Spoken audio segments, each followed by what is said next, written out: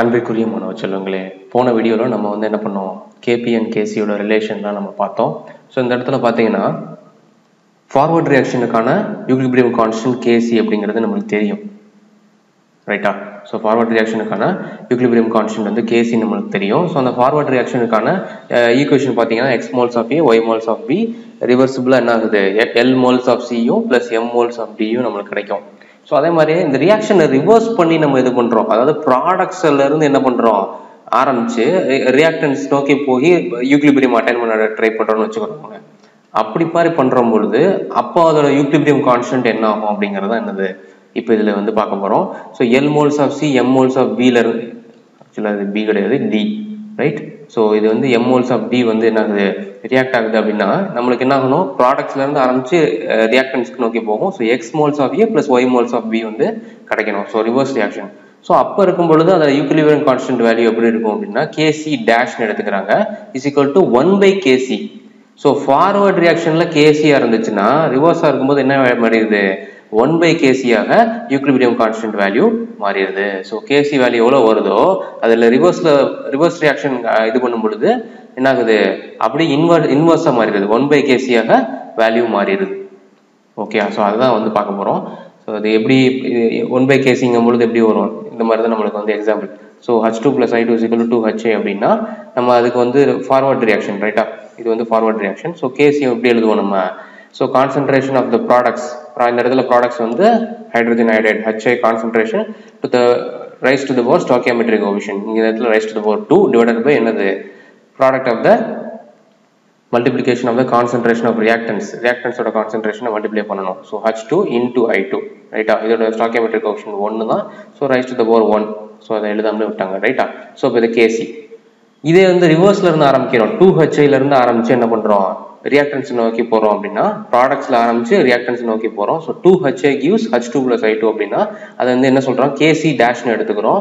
அப்போ எழுதும்போது அப்போ ப்ராடக்ட்ஸ் என்ன ஆகும், இங்க எழுதுவோம் இல்லையா, ஸோ மேலே தான் எழுதுவோம். So H2 × I2 divided by HI raise to the power 2ன்னு மாறிடும், ரைட்டா? ஸோ இது உங்களுக்கு எழுத தெரியும்னு நினைக்கிறேன். ஸோ இப்போ இதை பார்த்தீங்கன்னா அப்படியே என்ன ஆகும், இதோட அப்படியே இதை இன்வெர்ட்டடா எழுதி போட்ட மாதிரி இருக்கா. ஸோ இந்த இதில் HI raise to the power 2 இங்கே என்ன ஆயிடுச்சு, இங்கே நியூமரேட்டர்ல இருக்கிறது டினாமினேட்டர்ல வந்துருச்சு, இங்கே டினாமினேட்டர்ல இருக்கிறது இங்கே நியூமரேட்டர்ல வந்துருச்சு. ஸோ அப்போ என்ன அர்த்தம், இது 1/kc அப்படின்னு சொல்லி போட்டோம்னா இது என்ன ஆகும், 1 divided by HI² divided by H2I2, ரைட்டா? ஸோ அந்த H2I2 என்னவா மாறிடும், நியூமரேட்டருக்கு போயிடும், ரைட்டா? ஸோ அதுதான் இங்கே என்ன இருக்கு, ரிவர்ஸ் ரியாக்ஷன்ல நம்மளுக்கு கிடைச்சிருக்கு, ரைட்? ஸோ இந்த மாதிரி இந்த கேசி 1/kc நம்ம மாற்றினோம்னா இது என்ன ஆகிடும், 1 டிவைடட் பை வேல்யூன்னு வரும். ஸோ இப்போ இந்த கீழே டினாமினேட்டர்ல இருக்கிறது என்ன ஆகிடும், மேலே நியூமரேட்டருக்கு போகும். ஸோ அதுதான் என்னது இங்கே வந்திருக்கு.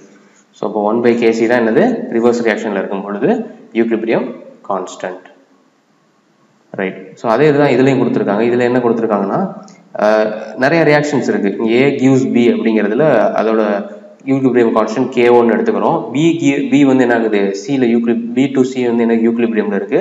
ஸோ அதோட யூக்லிபிரியம் கான்ஸ்டன்ட் K2 எடுத்துக்கிறோம். Cல இருந்து Dக்கான யூக்லிபிரியம் கான்ஸ்டன்ட் K3 அப்படின்னு இருக்குன்னு வச்சுப்போம்.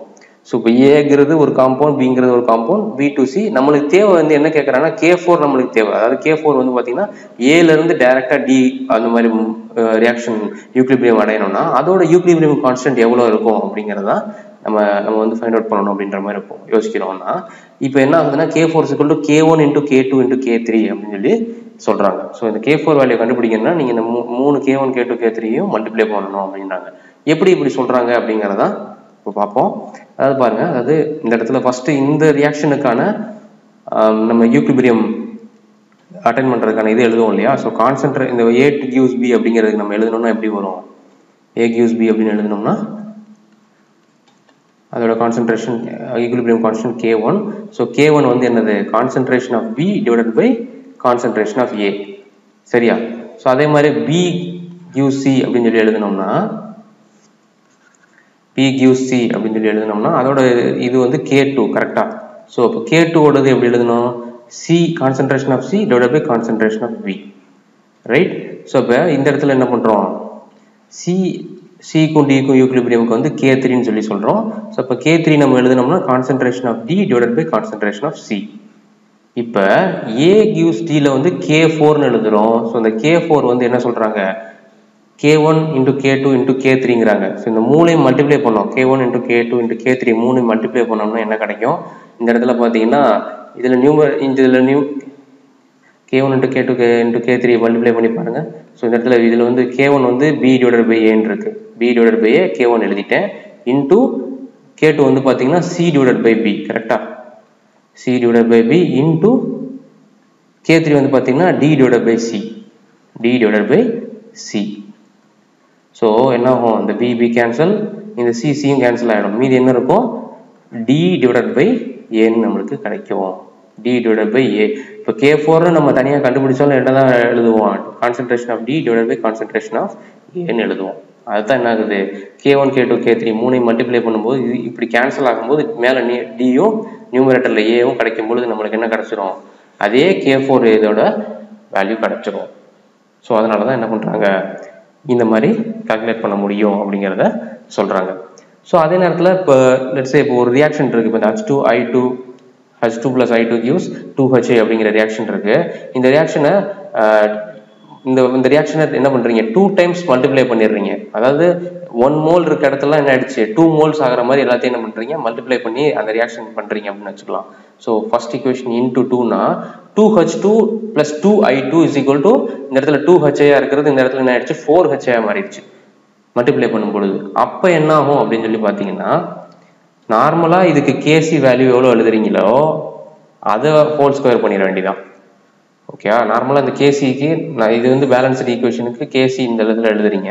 ஸோ அதுக்கு என்ன பண்ணுறோம், எவ்வளோ டைம்ஸ் இதில் மல்டிப்ளை பண்ணுறோமோ அதை வந்து n டைம்ஸாக மாற்றி விட்டுறணும். இந்த இடத்துல எவ்வளோ டைம்ஸ்னால் அந்த n டைம்ஸை வந்து இந்த டைம்ஸில் என்ன ஆகிடணும், ஹோல் ஸ்கொயர் பண்ணிடணும். அதான் ஸோ கேசி டபுள் டேஷ்னு எழுதினோம்னா 4HIன்னு வரும் இல்லையா, HI raised to the power 4 divided by H2 raised to the power 2 I2 raised to the power 2 இருக்கும். ஸோ அப்போ ஹோல் ப்ராக்கெட்டாக இதுல இருந்து காமனாக என்ன பண்ணிடலாம், raised to the power 2ன்னு இது பண்ணிடலாம். ஸோ அதை தான் என்ன பண்ணியிருக்கோம், நம்ம இங்கே மல்டிப்ளை பண்ணியிருக்கோம். ஸோ அப்போ KC raised to the power 2, அதாவது n டைம்ஸில் நீங்கள் ஏதாவது மல்டிப்ளை பண்ணீங்கன்னா அதை KC raised to the power nன்னு சொல்லி நீங்கள் எழுதிடலாம். ஸோ ஒரு நார்மல் ஈக்குவேஷன்ல இருந்து ஒரு n டைம்ஸ் நீங்கள் மல்டிப்ளை பண்ணுறீங்கன்னா அதோட ஈக்விலிபிரியம் கான்ஸ்டன்ட் என்னவா மாறும், அதுவும் raised to the power n-ஆக மாறும். ரைட், ஓகே, எல்லாம் உங்களுக்கு புரிஞ்சிருக்கும்னு நினைக்கிறேன். சேனலுக்கு மறக்காமல் சப்ஸ்கிரைப் பண்ணுங்கள், இந்த வீடியோ எல்லாருக்கும் ஷேர் பண்ணி விடுங்க. ஸோ தேங்க்ஸ் ஃபார் வாட்சிங் ஸ்டூடெண்ட்ஸ்.